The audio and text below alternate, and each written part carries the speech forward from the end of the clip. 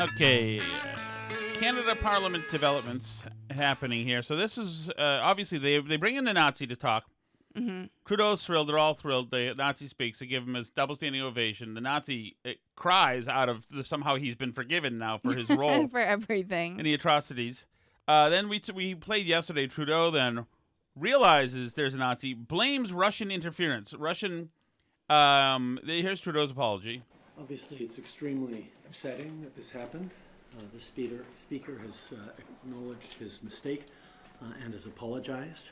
But this is something that is deeply embarrassing to the Parliament of Canada and, by extension, to all Canadians. No. It's not all Canadians. It's just a few Canadians. Just you idiots. Yeah, just you idiots. So next time you're thinking about pushing truckers around, remember, it's all you. So then Trudeau does not show up today for the reckoning that they're supposed to have. Mr. Speaker, the question was for the Prime Minister, because indeed it is the Prime Minister's sole responsibility to guarantee the diplomatic success of major world leaders who come to this country. It is the Prime Minister whose government is responsible for both security and diplomatic vetting of everyone that comes in close proximity of a foreign leader on Canadian soil, particularly a foreign leader who is at war. The government has now admitted that they vetted everyone who was in attendance that day. Will the Prime Minister apologize for having vetted this individual and letting him come anyway? Mr. Speaker, like all members of this chamber, I am incredibly disappointed in the fact that this individual was invited, as you yourself, Mr. Speaker, have confirmed by you, was recognized in the gallery. I found out, just like every other member in this House at that time, that this individual was present.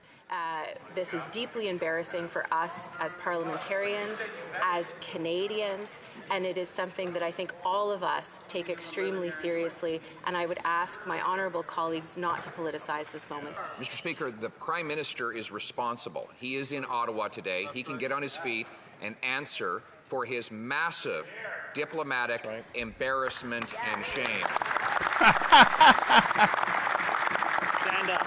That minister admitted that the government vetted every single person that was here for the speech. That was the job of the government, which has an entire security and diplomatic apparatus set up for that purpose. I love this. Will he finally take responsibility? I'll forward a little bit because there's some good stuff coming, I think. Conflict right. Ask the leader of the opposition. He sticks to the fact. International embarrassments. Okay, so those are essentially the Republicans going after him. Mm-hmm. Hang on one second. Well, do you remember too? It's like the establishment politicians can't wrap their minds around that there can be like more than one type of bad guy in the world, and in certain parts of the world, like there often are multiple types of bad guy. Like, do you remember when John McCain went to Syria and took pictures with a bunch of ISIS people before ISIS was big because they were all for toppling Syria? Don't you remember that? How, like, because they wanted what's his name gone during like the Arab Spring stuff. Oh, Bashar al-Assad? Yeah, they wanted Assad gone. Right. So they were like all for the rebels that were fighting Assad, a bunch of whom subsequently then were taking pictures with severed heads. But like, you know, John McCain was taking pictures with them because they were so great because they were going to topple Assad. It's like they can't wrap their minds around the fact that sometimes you have like two types of bad guys who are just fighting each other. Like, you don't have to pretend that all the Ukrainians and everybody who's ever fought Russian bad guys in Ukraine has been like a good guy the whole time. Oh, we love you. Right. Good job, Ukraine. There's also like people who fought against Russia for Ukraine who were also bad guys. Like, so anyway, a head did roll. I must step down as your speaker. It's not Trudeau, unfortunately. This is Anthony Rota, the Speaker of the House of Commons. Reiterate my profound regret for my error in recognizing an individual in the House during the joint address to Parliament of President Zelensky. That public recognition... And it's, you know what this makes this so good? Is that they so had to go head over heels for Zelensky. They so had to put on a performance for him.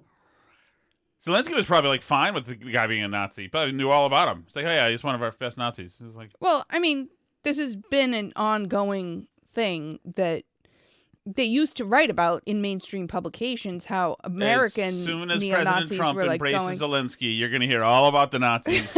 We'll be right back to Azov Battalion bad. Yep.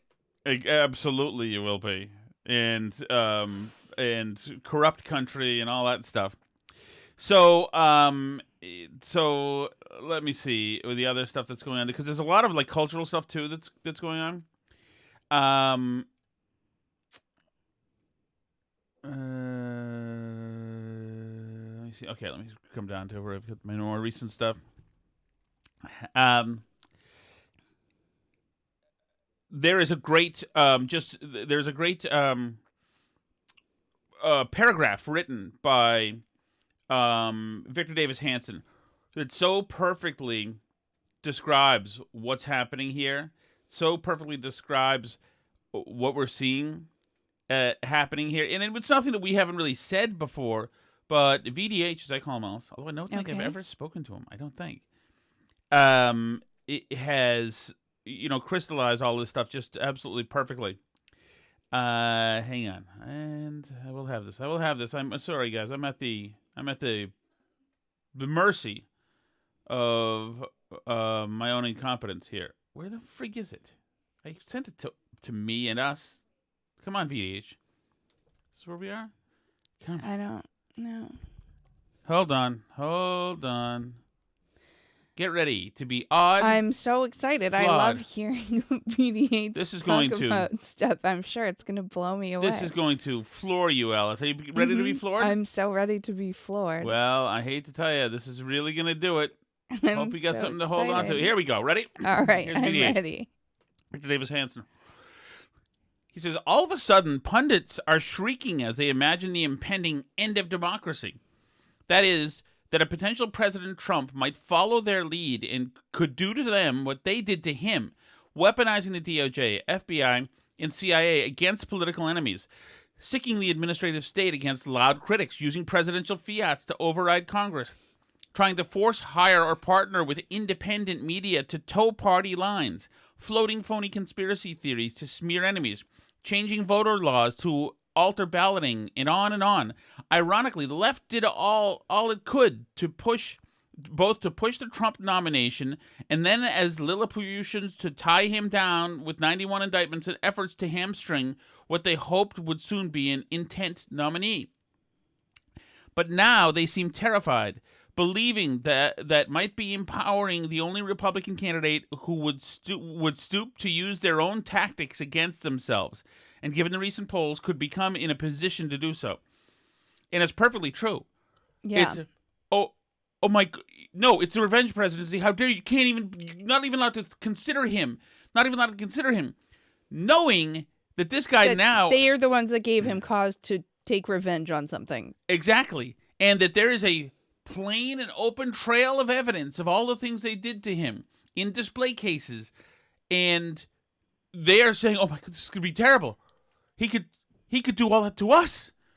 Well, yeah, but we're good people. We don't deserve to have that done to us. Because the standard is that as the executive, the president, the chief of the executive branch, that you take an action that is later found by a court to be unconstitutional, that you should go to jail. Then, like, Biden could go to jail a bunch of times. He's done a bunch of executive actions that were found to be unconstitutional. Well, totally. Some of which he admitted he knew were unconstitutional before he did them. Yes. Like, why are we even pretending? Right. Which brings me to the breaking news from tonight. By the way, I have a call out. My friend on Twitter who follows me, Eric Trump, I have asked that he join us tonight to talk about this latest ruling. Judge rules Donald Trump defrauded banks, insurers while building real estate empire. A judge ruled Tuesday that Donald Trump committed fraud for years while building the real estate empire that catapulted him to fame and the White House. Judge Arthur Engoron's ruling in a civil lawsuit brought by AG Letitia James found that the former president and his company deceived banks, insurers, and others by massively overvaluing his assets and exaggerating his net worth on paperwork used in making deals and securing financing. So this is the ticky-tack BS that we were told about last year. They were going to get him on this, and this is what you can get anybody on at any time. And so, for instance, Eric Trump has a good tweet on all of this stuff. He said, in an attempt to destroy my father and kick him out of New York, a judge just ruled that Mar-a-Lago in Palm Beach, Florida, is only worth approximately $18 million. Mar-a-Lago is speculated to be worth well over $1 billion, making it arguably the most valuable residential property in the country. It's also corrupt and coordinated, he says, and he's posted a whole bunch of other properties that are smaller than Mar-a-Lago in Florida, including 7 Costa Way, which is $39 million, the 500 Regions Park, which is $40 million. And that's going to be that kind of thing the whole way through and through. Right. You know, obviously Trump worked with accountants to get all this stuff done. There's a certain BS, fudging, nudging, etc., that all these people do in order to get funding, etc. This is a ticky-tack BS that somebody could have taken Trump down on since the late 70s, through the 80s, through the 90s, through the early 2000s. Nobody ever tried to conjure up this crap on him then because he hadn't offended the frigging state. But now it's only Trump now. It's got to go down for all the paperwork stuff that everybody else always does as a matter of course in business. These people are effing nuts. Right. Valuing assets is, especially like one-of-a-kind assets like Mar-a-Lago, is notoriously hard to do, which is one of the reasons why a wealth tax would never work. But it's almost impossible to value these one-off assets that extremely rich people have. And, like you say, it's very, very clear that the only reason they're going after him for this is because he is offensive to them and they don't like him. And what I think a lot of people see is that the reasons why he's offensive to them are actually things he did that were good, like secure the border and, have foreign policy peace around the world during his presidency and stuff like that. That's the type of stuff that they don't like. The stuff that makes them really mad is that he says he would end the war in Ukraine and that he says he's going to send people back to Mexico. Right. Those are things that really upset them. If you and those are things especially that that people like about Trump. People don't want to be sending a bunch of money to Ukraine. Certainly not American lives to Ukraine. People want the border closed. People want the economy back the way that it was under Trump, which clearly people in Washington don't want. The list goes on and on. But the Trump presidency was, for 3 years, extremely successful. Right. No, absolutely. And I think that you've got that a lot of these district DAs, attorney general, they're thinking to themselves, oh, my goodness, I can be part of history.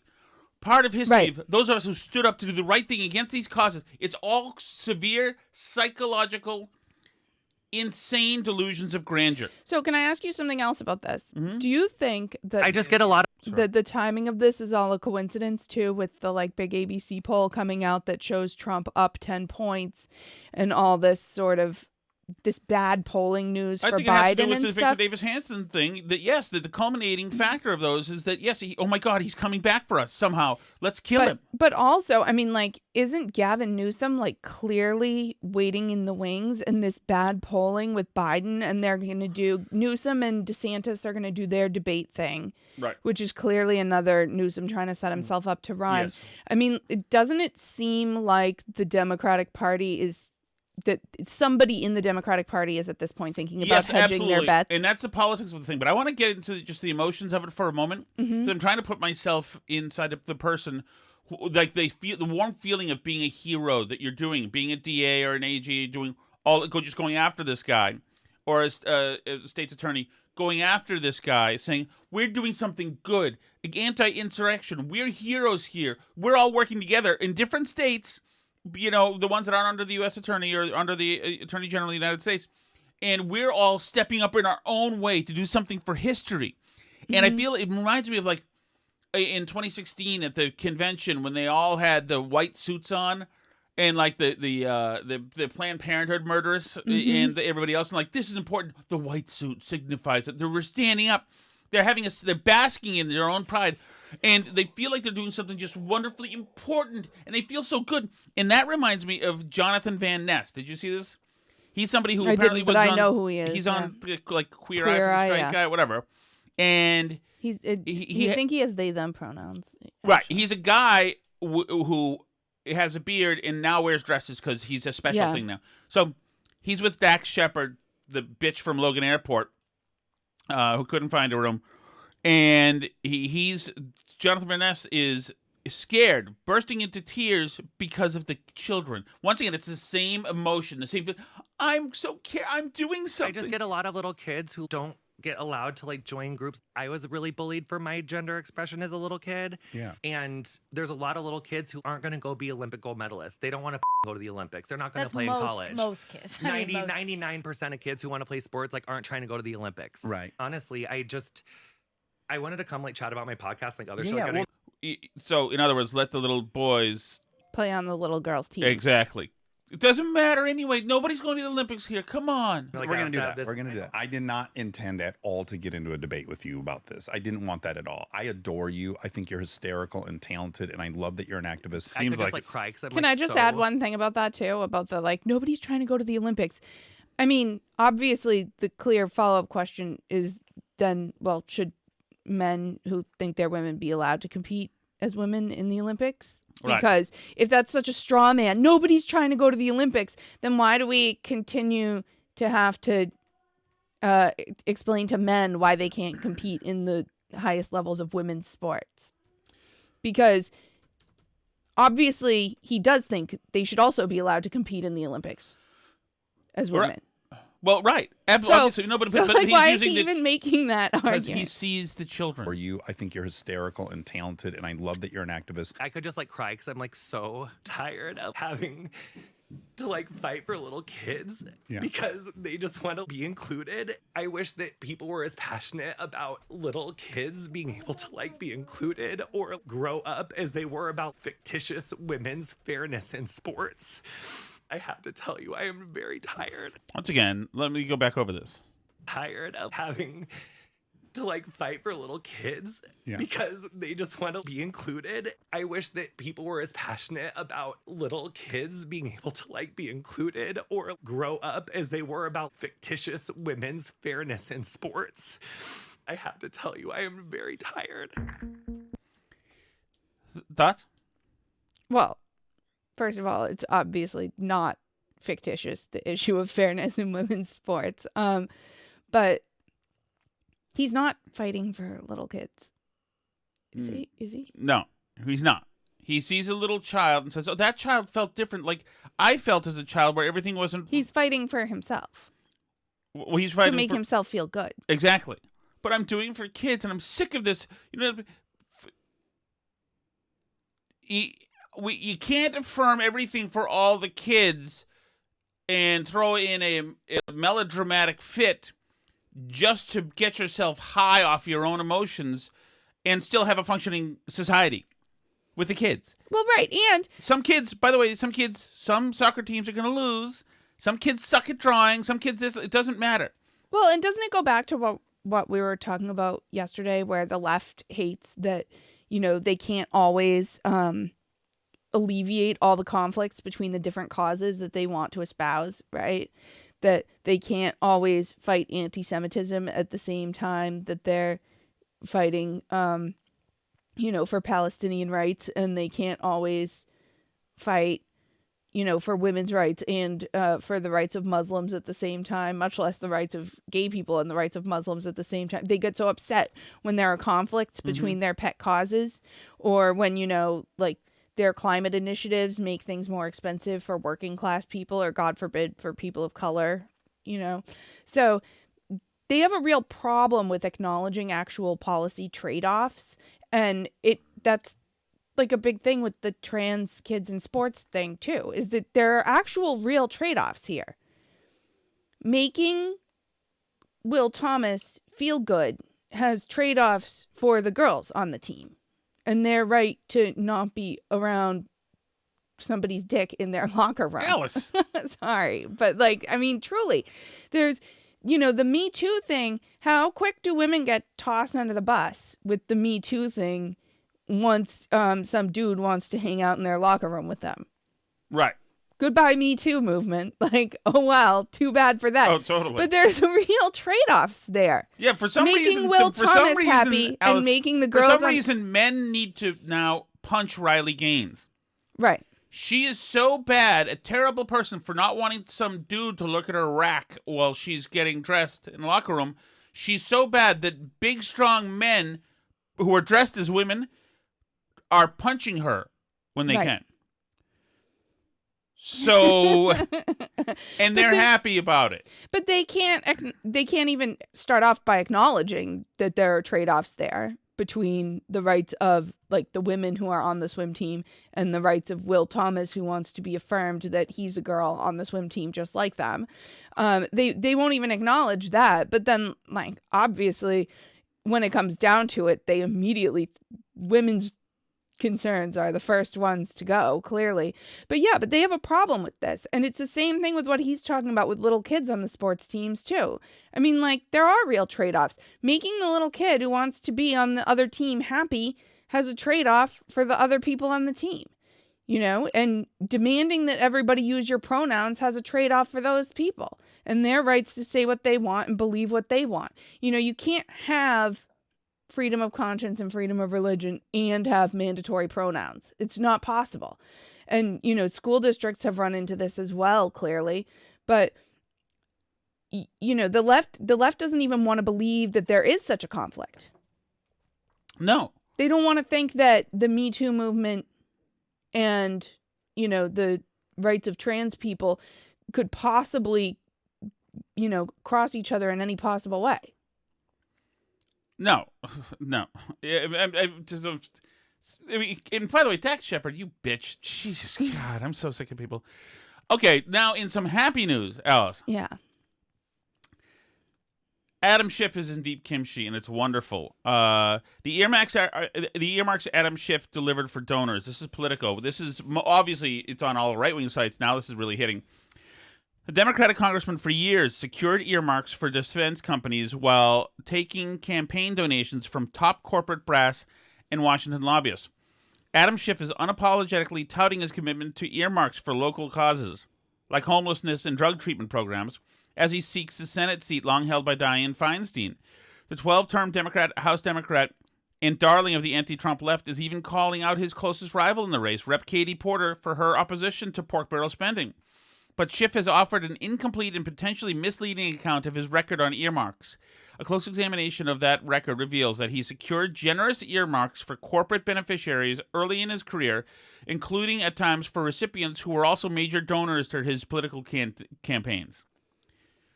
Earmarks have emerged as an unlikely source of intense debate in one of the nation's most closely watched Senate primaries. Schiff's sales pitch that earmarks are essential to making Washington work for California harkens back to his early days in the House before both parties raced to crack down on the practice. Porter said she views the spending items as a symbol of broken Washington and doesn't file requests for them. Right. A political review of congressional earmarks and political contributions found that in addition to the money for homelessness and drug treatment, Schiff also steered millions to for-profit companies and raised tens of thousands for his House re-election campaigns from corporate executives and people connected to them. The review was mostly limited to public available data from the brief 3-year window when corporate earmarks were disclosed. And they've got Tanner research, yada, yada, yada, yada. Several would be barred under reforms adopted in 2010. Obviously, we find this delicious. Not surprising. He is the biggest scumbag, dirtbag. We'll talk about projection. This guy is the corrupt guy that he's been telling us Trump has been. Now, on the one hand, I do feel that earmarks are an essential part of making Washington work and making bills pass. But I also feel that's why they shouldn't exist, because when Washington works, they pass a bunch of stupid crap like this that just benefits their donors in their districts. But let's not even talk about the point. Like, the point is that Adam Schiff is a POS. Absolutely. Yeah, of course he is. They all are. This is Schiff a couple years ago. None of them is a better person Tucker Carlson, who is saying that the Russian hacking Putin was behind the hacking of Russia's. Putin was behind the hacking of John Podesta. You're on the Intel Committee. Let me just ask you one final question. Can you look right into the camera and say, I know for a fact the government of Vladimir Putin was behind the hacks of John Podesta's email? Absolutely. The government of Vladimir Putin was behind the hacks of our institution and the dumping of information. Of John Podesta's email. Not only in the United States, but also in Europe. Okay, you're not. You know what? You're dodging. And Tucker, no, look and say, I know they did. John Podesta's emails. They hacked those. And I think that Ronald Reagan will be rolling over Ronald the Reagan, grave fine. Ronald Reagan. at your carrying water for the Kremlin. I'm not carrying water for the Kremlin. You're making. Look, you're a sitting member of Congress on the. Obviously, Adam Schiff is a piece of excrement, and he's always lied. He helped happily to destabilize the country during the Trump thing by making up all stuff. He said he saw evidence of all this stuff, including Russian collusion. There was nothing. He didn't saw anything. He should be freaking found guilty, brought to the gallows, and hanged. Okay. That's where I am. Okay. I hate him. Plus, he's from Framingham, Massachusetts. What a name. I'm glad you hate him. That's great. Can we talk about one bright spot for women, which is this women's video game conference that they have? Let me get up there. Because women traditionally haven't participated as much in esports as men have. So I'm very glad that they're working hard to make more opportunities for women in esports, aren't you? Yes, absolutely. And let me play this. We've got video of some of these people being recognized for their some of these women explaining why this is the LCS Game Changers. The LCS Game Changers. I don't know. LCS video Game Changers is a really important event to me, and it's this very is close to my heart. Woman I've 1. been in every iteration. Here's of the Woman program 2 since 2021, and the 2021 program was actually my first ever comp experience, and so that was really, really exciting. And I like really, the piano. Like, Something meaningful's happening. Drive for the game, in a really big way. LCS Game Changers to me means long hair. I think it's just an opportunity. I think it's a really good opportunity. Something especially that I've struggled with is like getting the chance to prove myself, like actually getting the opportunity to go to tryouts, to like play in combines is like something. What does LCS stand for? Denied, I had trouble finding what it actually even in times stood where for. I really should have been given the opportunity, and so it's really just a wonderful opportunity to show myself off and show off what I have. League of Legends Championship Series. Okay. It's more about to show everyone what we are capable of, and instead of like punching each other, we lift each other up. So it's considered a gateway that we are good. To allow women. Oh wait, to allow women and people of other marginalized genders. Well, here's women and people of marginalized gender, and demonstrating how. So far we've seen. So not just women. We've seen 4 people, right? But we've seen 4 people, and all of them are dudes. Yes, pretending to be women. So, not more for the marginalized genders and less for the women in esports. We'll be taking that trophy too. Thank you. Sorry, ladies. Now another. It makes us feel good because we can't compete in the regular competition for the League of Legends Championship Series for some reason. Now I'm seeing something else here. And this is something that seems to me is being made up. This is Mediaite. All the most right wing. Sorry, I'm gonna get rid of my ad blocker. I promise. I don't know when that started. What? All the most deranged right-wing grifters are declaring Taylor Swift ugly. Taylor Swift. You have this problem, actually. Taylor Swift, the award-winning musician whose tour had a calculable impact on the American economy and its voters, and whose fan base causes actual earthquakes. Is that? Causes actual earthquakes. Attended a professional football game on Sunday, and now everybody, opinion men, are far right-wing, are calling her ugly. So, Nick Adams, alpha male, says Taylor Swift is mid. Roger Kimball, I don't know who these people are. I know who Nick Adams is. He's a. Roger Kimball says, also, she is homely. Sean Davis, who I do know, he's good, says Taylor Swift is dumb and her music sucks. So, one, I don't think that this is, I think this is like BS because people just want to use, they just, obviously, it's important to put Taylor Swift name into. Oh, yeah. Anytime you mention Taylor Swift, you get exactly, which is why her name will be in the title of this episode, as a matter of fact. I love Taylor Swift.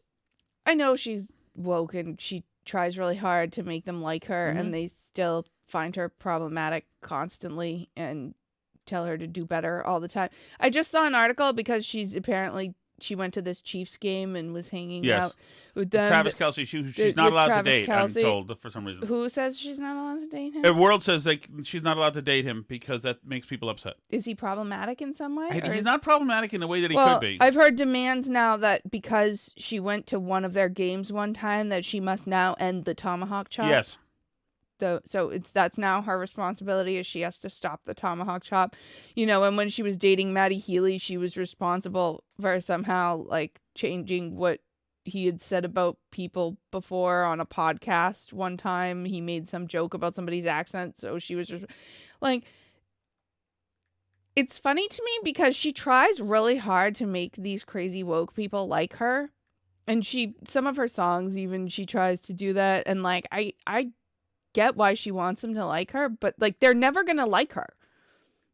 They never are, because she's too successful and too, powerful in her own right for them. Like they're never going to be okay with her. Like what she does will never be good enough. She can never apologize enough. She can never.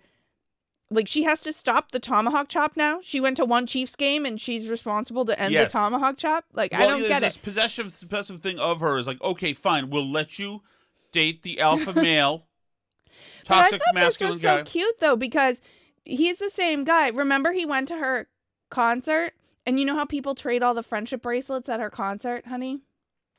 He put his number on a friendship bracelet, like in the beads on the friendship bracelet, to try and give it to her, but the security wouldn't let him get close enough to give it to her with his number on it. There were news stories about it at the time because he went to the tour. So anyway, was that him? Yeah, so she must have heard about it, and like now they're dating or whatever. So, but I mean, I don't know that much about him or whatever, but I thought that was kind of cute that like worked out that way. It won't work out, but whatever. Anyway, she went to the game. It's cute, fine. But like everybody's like frothing at the mouth about it. And, for everyone to be like, oh, she's not even hot. Like, first of all, I know why people say that. Like, I know why guys say that. I think she's the type of girl that like girls think is really attractive, but guys don't necessarily find as attractive, if that makes sense. Like, she definitely, her build she has like a very unique, like model-y kind of build. So this is my feeling on her, and I'm looking at a picture right here. Is but she's cute. She looks like a chipmunk. I mean, her face is chipmunky, which is fine because I like animal faces, like like dolphin face. Yeah, dolphin face. Reese Witherspoon. Yeah. That's what you call her. Yeah, and I like that. And I like Penelope Cruz. She's a bird face, and like I used to like even some horse face people I liked, and even like a lot of Morissette is an odd looking ducky, and I like it's fun. I think in any room, Taylor Swift is a lovely woman. I don't think she's like a stunner, but I guess she's got like a model body. But she's very like long and lean and kind of. She is. No, I find her completely like. I guess she's fine. Like, it doesn't do anything for me like JLH, Jennifer Love Hewitt would have in her prime. But I think she's attractive. And I don't know if there's any reason to hate her. And I also find her music like wholly. She's a pop star girl who in her 30s. Who has all sorts of amateur-level dumb political beliefs, and that's just how. That's how they all are. She's not reading National Review. If I'm gonna hold out to wait for music written only by conservatives, my pool of music that I'm gonna be able to listen to is gonna shrink a lot. I can certainly tell you if Megan Thee Stallion was as big as Taylor Swift around the world, and I would be more worried. Well, yeah, compared to a lot of the music out there, a lot of her stuff is fairly wholesome. Not all of it, and not 100% wholesome, but comparatively to like you said, like Megan Thee Stallion or Cardi B or whatever. Right. It's a lot more wholesome than your girlfriend Dua Lipa, even, I would say. Hey, Alice, fiance. Okay. But yeah, I mean, I know Taylor Swift upsets people a lot, and because Taylor Swift makes me happy. I don't know.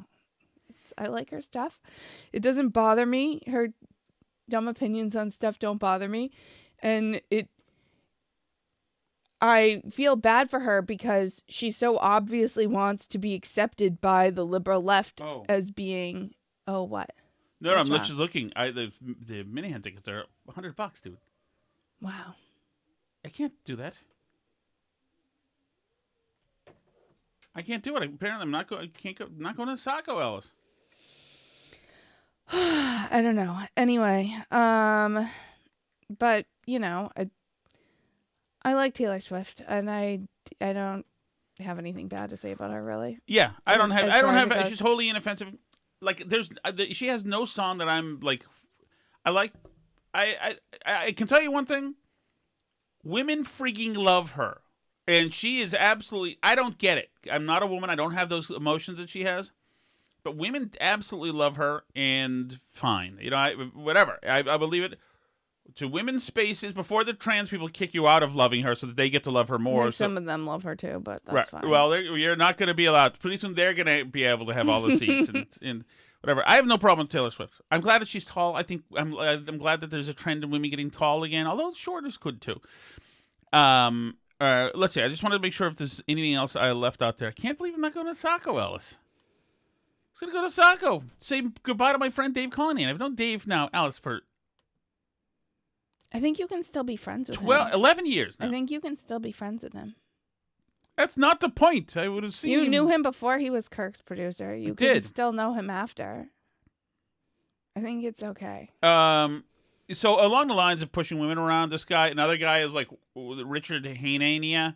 I heard someone say marriage prospects for American men are bad because of how many women are fat. One thing I know is possible to start dating a fat girl with a pretty face, undervalued stock. Make her like you, then hint the relationship depends on her being skinny. So, I guess we're going now in this phase of everybody being a little bit of Andrew Tate, just about women. It's some kind of tough guy thing. I have no time for whatever. I'm not offended. It's just like whatever, dude. It's just okay. Everybody's tough to be mean to women who are be sensitive and like. To me, it's not imaginative. It's not creative. It's not new. It's just, yeah, bro. Yeah, you better lose weight. Don't worry. It's fine. And if I was like in my Beacon Hill bachelor pad with all the dudes hanging out drinking beers, we would talk about how fat,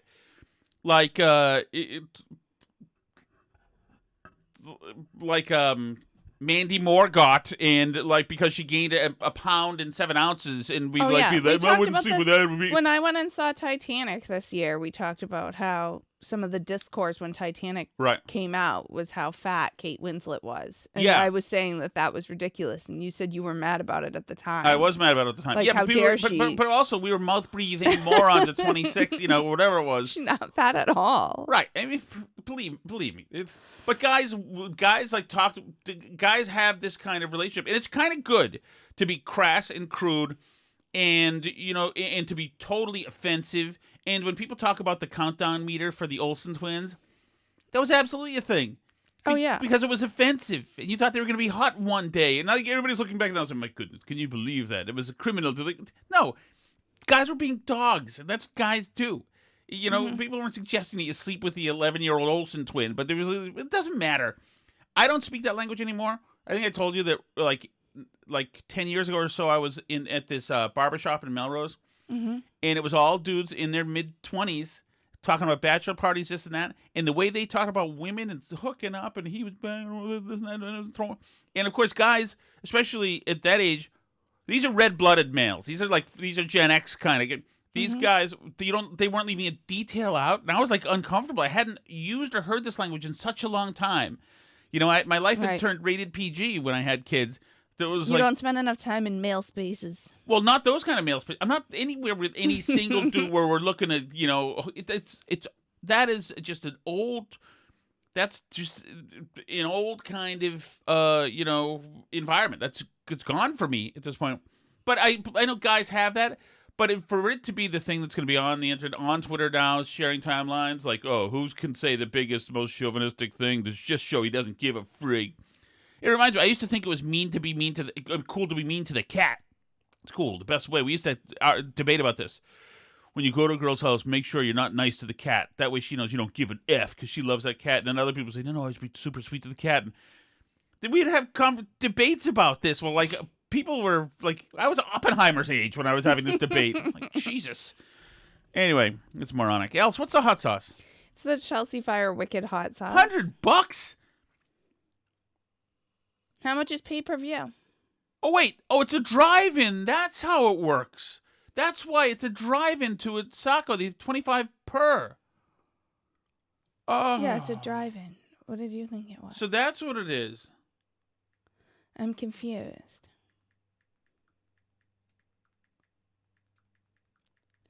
Why is this happening during our show? I thought I was introducing the Chelsea Fire Wicked Hotline Chat now, which is brought to us by Chelsea Fire Wicked Hot Sauce, which is a hot sauce where you don't actually have to sacrifice the flavor for the heat. It both tastes delicious and brings a lot of Scoville units to your mouth. Even, Tom loves it. I like when you say Scoville units to your mouth. You're obviously a big hot sauce person. All right, here we go, Alice. Can't believe... What was I thinking? Who knew? All right, ready? Yeah, I'm ready. Ooh, 2 of these messages are titled JLH. Here we go.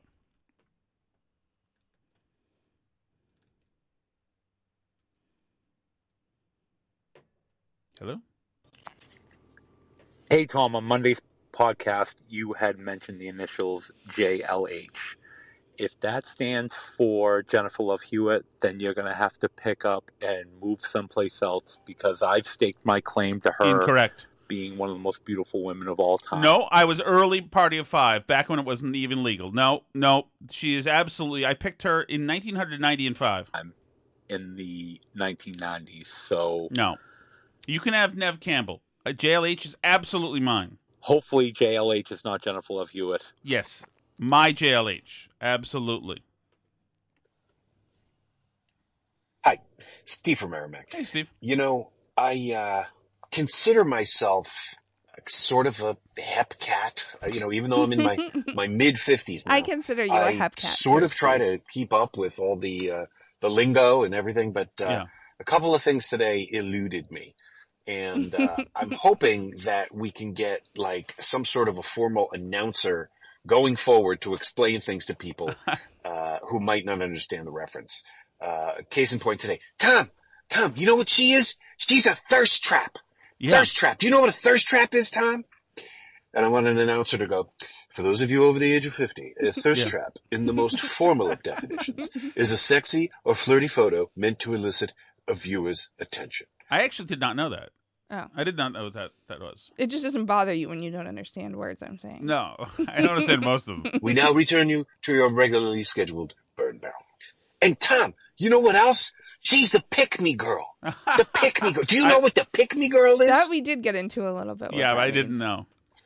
For those of you over the age of 50, the pick-me girl is a woman who asserts that she is unlike and sometimes better than most other women in order to gain attention, approval, or validation from men. Now, back to the burn barrel. And Tom, we have old geezers in this audience, so I need to start explaining my references. Now, if you had said honey pot, I would have understood. There we go. But thirst trap, I'm sorry, it escaped me. I mean, I might not be the brightest guy. And the pick-me girl. I watched every 80s movie imaginable, and I had no idea that that's what Mary Stuart Masterson was called.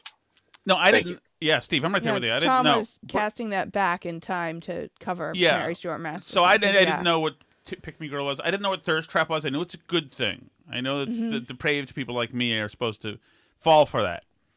Mm-hmm. So that is good. Actually, you know what I saw? I saw this thing today. Incredibly daring. A woman on TikTok, probably 25 years old, had a sticker on her. Attractive woman, but she and she was blindfolded and she was letting people kiss her. And I think it was just for a TikTok thing. Okay. I don't know anything about that. I'm not on TikTok. I don't want to be spied on by the Chinese government. I do. Well, you are on TikTok. I'm sorry to tell you. Am I blindfolded on it? Yes, you're letting people kiss you as well. Thirst trap. Okay. I heard reference to women going into a decline looks-wise, maybe when they started to get into their 30s. And I would like to submit the name Salma Hayek for your review. At 57 years old, I would choose Salma Hayek if she was in a lineup of women in their 20s and 30s and 40s, because she is amazingly gorgeous. Thank you. I would agree with that. Very tiny. The tinies hold up well. They do. Very tiny. And plus, she's a Latinx. And so that's a good-looking person to be. Yeah, anybody's hanging around near the Mediterranean at one time or another, that's good news. That's good news for you. Not so with the North Sea so much, I think, Alice. Well, anyway, wherever you hail from, the North Sea or the Mediterranean, we are happy to have you watching the show with us. Just think, I have known my first girlfriend from Malden there, who I told you was very familiar with 3/4 of the population of Malden. The male population. She never, yes. Well, yeah, at least. She would never have said, wherever you hail from. Is there something wrong with saying that? I respect all our listeners and their different backgrounds, and I'm glad to have them. If you like to join us for the live chat and the live stream and stuff like that, you can do that on patreon.com/burnbarrel, or the show is always free at burnbarrelpodcast.com. Oh, ice cream.